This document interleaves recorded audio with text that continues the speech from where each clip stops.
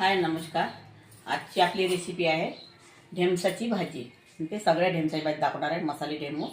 तर चला तर आता सुरुवात करूया। त्या अगोदर तुम्ही माझ्या चॅनलवर नवीन असाल व्हिडिओला लाईक करा, शेअर करा आणि चॅनलला सबस्क्राईब करा। आता हे बघा, मी यामध्ये एक कांदा घेतलेला आहे कापून, हा मिक्सरच्या भांड्यामध्ये टाकायचा आहे। हा एक टोमॅटो घेतला आहे, हा पण यातच टाकायचा आहे। एवढं अद्रक घेतलेलं आहे आणि 5 ते 6 लसणाच्या कळ्या आणि ह्या सांबाराच्या दंड्या। हे सगळं आपल्याला साहित्य बारीक करून घ्यायचं आहे।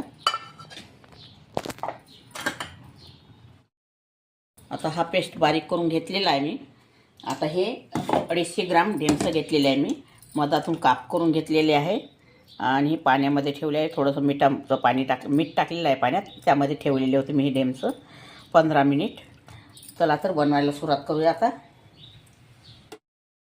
आता यामध्ये पातेल्यामध्ये मी तेल टाकलेलं आहे। या चमच्यानी 1 चमच तेल टाकलेलं आहे।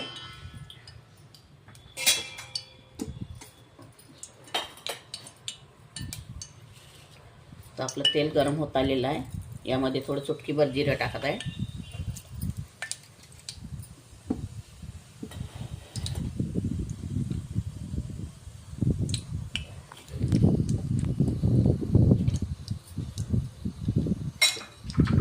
आता आपलं जिरं तडतडलेलं आहे।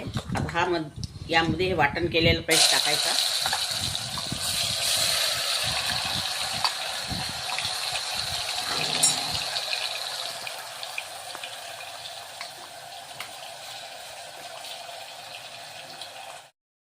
आता हे वाटण मी यामध्ये टाकलेलं आहे। आता याचा कच्चेपणा जाईपर्यंत छान शिजू द्यायचं आपल्याला, कारण आपण ते साहित्य भाजून घेतलेलं नव्हतं। तर याचा सर्व कच्चेपणा जाईपर्यंत आपल्याला शिजवायचं आहे। आणि एक वेळा तुम्ही ही भाजी करून बघा सगळ्या ढेमसाची आणि खाऊन बघा, छान वाटते। माझ्या पद्धतीने करता, मी तुम्हाला आता परिपूर्ण दाखवणार आहे। तशी करून बघा आणि खाऊन बघा आणि मला कमेंट करा। मी तुमच्या कमेंटची वाट पाहत असते। आणखी तुम्हाला कोणती रेसिपी जर लागत असेल तुमच्या आवडीनुसार ते मला कळवा कमेंटमध्ये।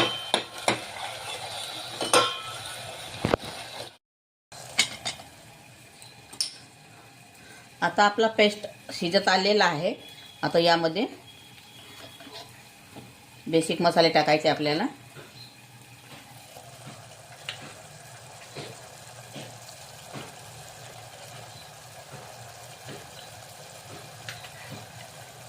यामध्ये 2 चमच मी लाल मिरची पावडर टाकलेला आहे।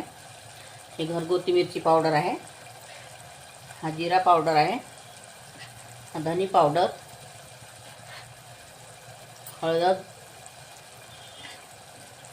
आणि स्वादानुसार मीठ।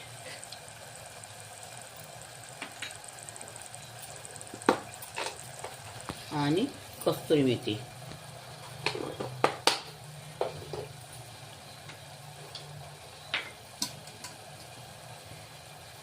थोडा सांबार।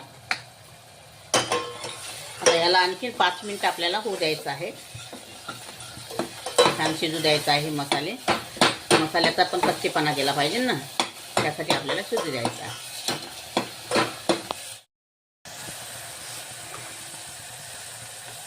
आता यामध्ये थोडा मी हलकासा घरगुती मसाला टाकते, कारण हा मसाला तेज आहे आमच्या घरचा। आणखी थोडं 2 मिनिटं होऊ द्यायचं आपल्याला। आता आपले हे पण मसाले झालेले आहे। आता यामध्ये मी ते ढेमसं टाकून घेणार आहे। हे शिजण्यावर भाजी आहे, पारंपरिक पद्धतीने बनवून राहिलेली आहे मी। आणि त्यानंतर हा थोडा मी मुगाची डाळ घेतलेली होती, थोडीशी अर्धा तास भिजवून, हे पण यामध्ये टाकायची। याचा फ्लेवर खूप छान उतरते आणि भाजी खूप टेस्टी खायला लागते।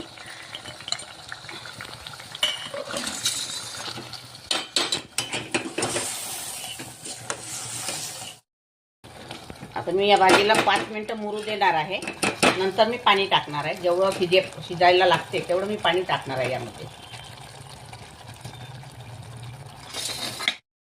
आता ही भाजी मुरलेली आहे।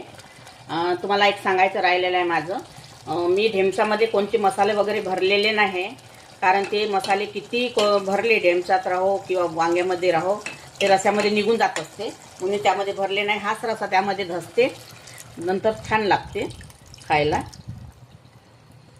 तर एवढं पाणी मी सोडलेलं आहे शिजण्यासाठी। आता हे आपल्याला छान शिजू द्यायचं आहे. आता 10 मिनटं लागते शिजवायला. आता ही आपली भाजी तयार झालेली आहे. यामध्ये सांबार टाकत आहे. सगळ्या ढेमसाची भाजी. यामध्ये मी मसाला या कारणाने भरला तुम्हाला सांगते मी आता. कारण ढेमूस असं हार्ड असते आणि मसाला भरताना तुटण्याची भीती वाटते म्हणून नाही भरलं. वांग्याला स्पंज असते, त्याच्यात कसंही केलं तरी ते तुटत नसते म्हणून मी यामध्ये मसाला काही भरलेला नाही. तर ही अशी भाजी तुम्ही एक वेळा करून बघा आणि खाऊन बघा. सगळ्या ढेमसाची भाजी खूप छान वाटते खायला.